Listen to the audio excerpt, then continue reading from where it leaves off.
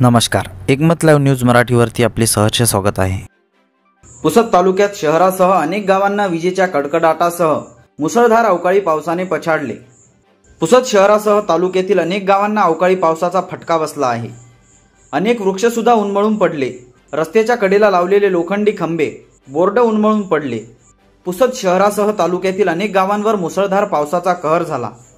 वादळी वारा, विजेचा कडकडाट, जवळजवळ 1 ते 1.5 तास पाऊस पडला। अनेक फळबागांना त्याचे नुकसान झाले आहे।